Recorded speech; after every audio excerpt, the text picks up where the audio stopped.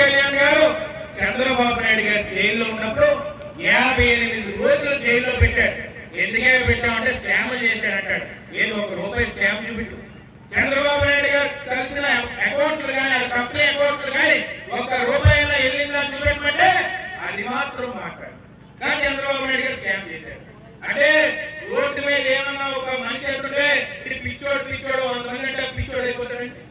ఈ రోజు ఈ రాష్ట్రానికి ఏదైనా తీసుకొచ్చి ఈ రాష్ట్రం అభివృద్ధి చెందిందంటే అది చంద్రబాబు నాయుడు గారి వల్ల అయింది.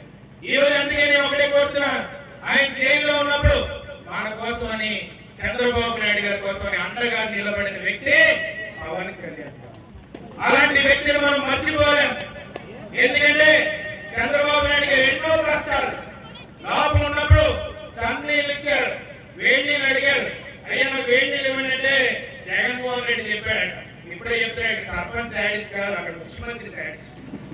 ఆ శాడిస్ట్ వాళ్ళు ఈ శాడిస్ట్ తయారవుతారు, ఊరికొక శాడిస్ట్ తయారవుతాడు. ఎందుకో ఆదర్శంగా ఒక నాయకుడిని తీసుకోవాలి. మన నిజాయితీ పడిన అయ్యన్న కోసం తీసుకుంటే మనం డిసిప్లిన్ తో ముందుకెళ్తాం.